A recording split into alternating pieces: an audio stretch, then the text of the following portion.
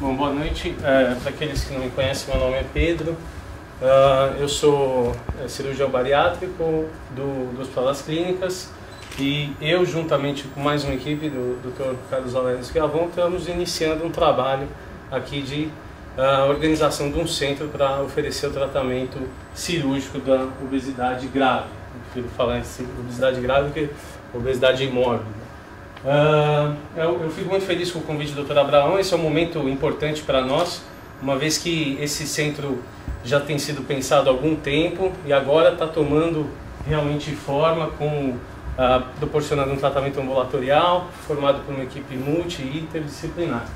E vocês que estão aqui conhecendo, tendo conhecimento desse centro, é muito importante para que possamos oferecer o melhor do tratamento cirúrgico para esse paciente, que é um paciente extremamente grave.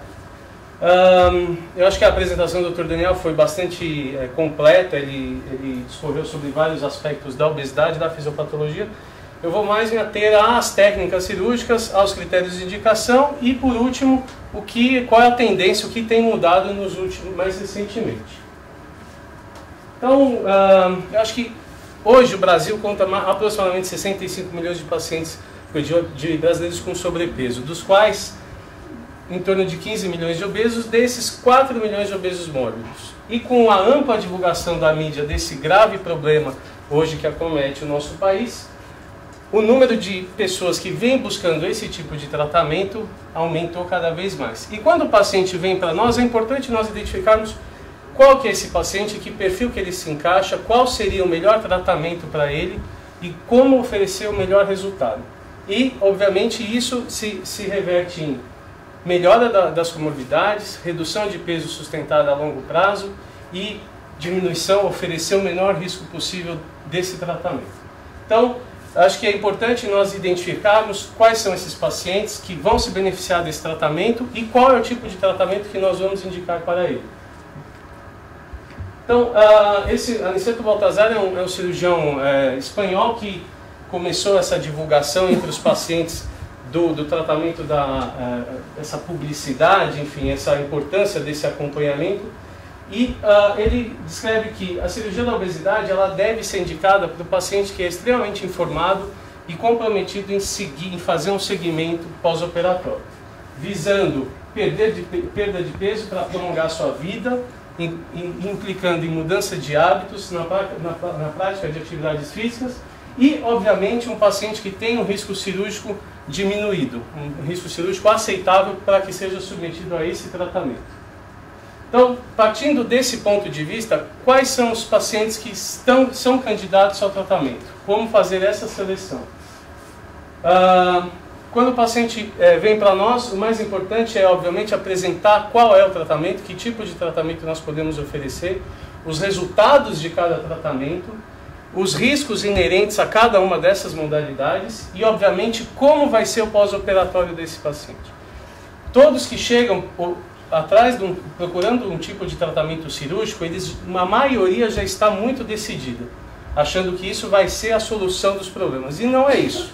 O paciente ele precisa saber que cirurgia bariátrica ela tem os seus riscos, a cirurgia bariátrica ela não é mágica, ela não tem resultados imediatos.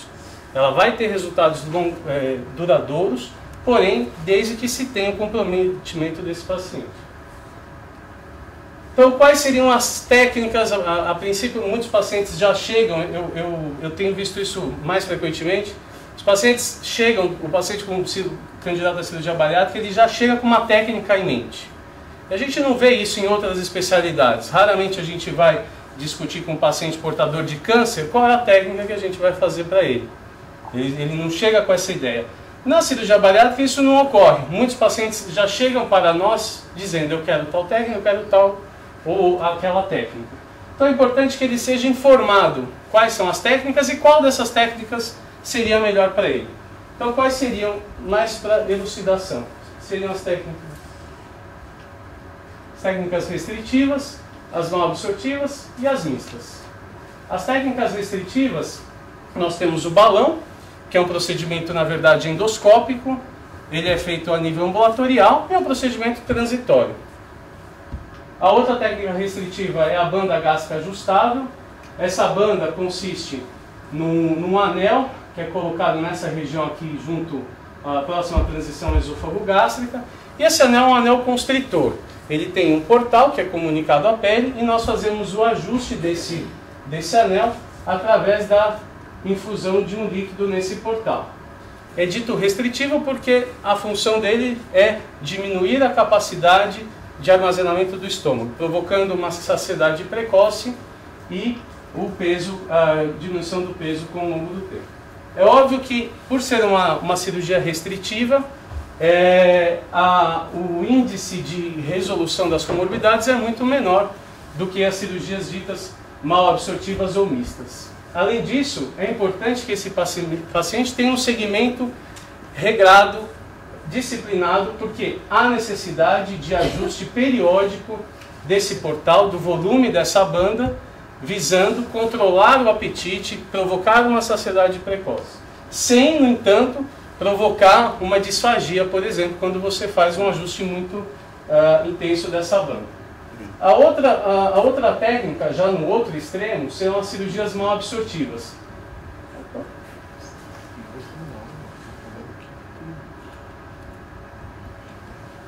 Que seria as derivações biliopancreáticas, ou o duodeno switch, ou a cirurgia de Scopinato. Essas cirurgias, elas consistem na redução da câmara gástrica, menos de aproximadamente 300 ml a 500, porém com um desvio intestinal, ou seja, visando a diminuição da capacidade de absorção do intestino. São pequenas variantes técnicas, mas, entretanto, essa cirurgia tem como grande fator a provocar uma desabsorção bastante intensa, ao passo, na medida que nós fazemos uma ligação do intestino delgado próximo à porção terminal, ou seja, ao ilho do paciente, ou seja, toda essa extensão de intestino não vai receber alimento e o processo de digestão vai se iniciar nas porções finais do intestino delgado.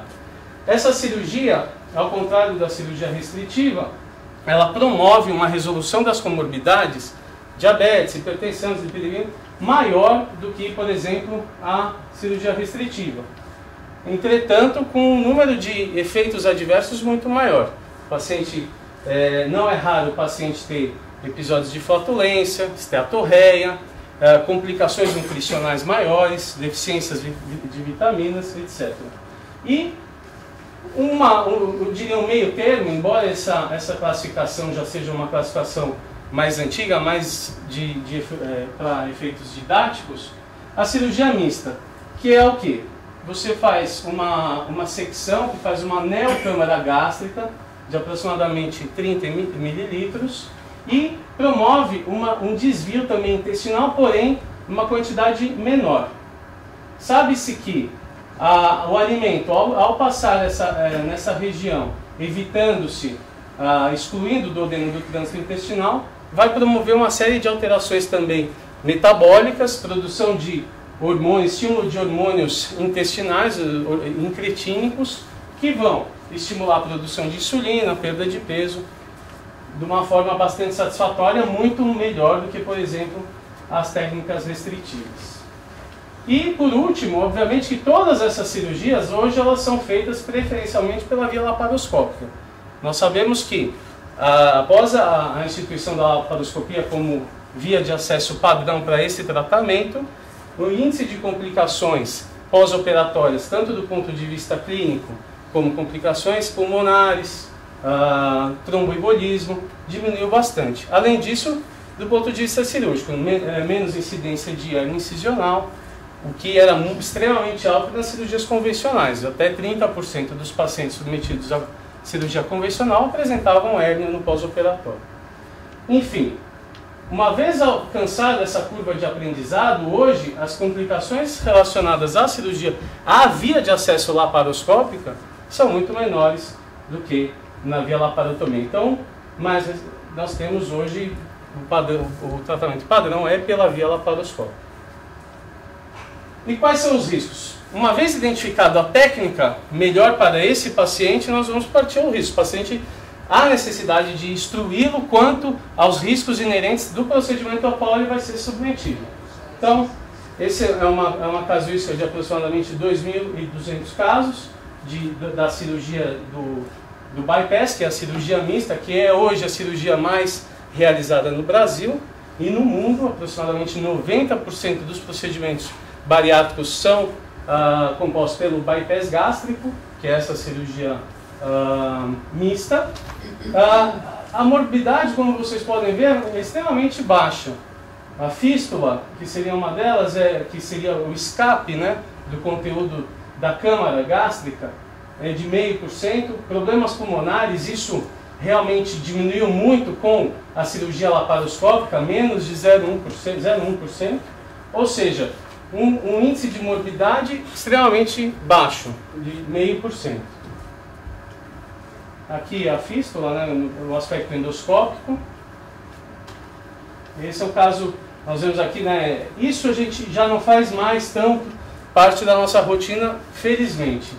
Esses casos em que eram grandes incisões, a chance de complicação extremamente elevada, isso felizmente já não é rotina, extremamente raro nós vemos casos assim hoje em dia. E a mortalidade? Dos 9 casos de fístula, a mortalidade de 2 evoluíram a óbito, e um paciente com tromboembolismo pulmonar foi a óbito. Ou seja, hoje a mortalidade da cirurgia bariátrica, na nossa casuística, é extremamente baixa, semelhante aí a cirurgias do aparelho digestivo, até mais complexas, enfim. E se você comparar isso com a mortalidade de um tratamento cirúrgico, uma revascularização do miocárdio, ou de uma craniotomia descompressiva por um acidente vascular cerebral, que são problemas decorrentes de obesidade, hipertensão, síndrome metabólica, ou seja, que tem como gênese a obesidade, que é o nosso objetivo do tratamento, esse índice é extremamente baixo, é muito menor do que uma revascularização, enfim, uma craniotomia descompressiva. O pós-operatório. Uma vez indicada a técnica, o paciente ciente dos riscos, nós passamos então a orientá-lo como é a recuperação do pós-operatório. Nós temos por hábito manter uma dieta líquida por 15 dias e depois passamos para uma dieta pastosa, ou seja, nós sempre enfatizamos a necessidade de uma aderência a essas orientações nutricionais. Essas restrições, elas são mais intensas realmente nos primeiros 30 dias. A prática de novos hábitos, obviamente que não é suficiente só a cirurgia, só essa aderência à dieta. É importante que estimule a prática de atividade física, um acompanhamento, tanto psicológico, nutricional. Obviamente que o hospital tem que estar habilitado a realizar essa cirurgia com uma equipe multidisciplinar que esteja acostumada a fazer o acompanhamento desses pacientes. E isso hoje é uma realidade aqui do Hospital do Coração. Nós temos uma equipe hoje que está sendo treinada, que está já habilitada a fazer esse acompanhamento, e o hospital oferece todas as condições do ponto de vista estrutural para isso. Obviamente que aquilo que é importante sempre motivar o paciente precisa estar ciente que ele vai sofrer uma série de mudanças do ponto de vista alimentar, mudanças de hábito de vida, tanto emocional quanto social. É um paciente que vai estar mais estimulado, vai estar comprometido, tem que estar comprometido com essa recuperação.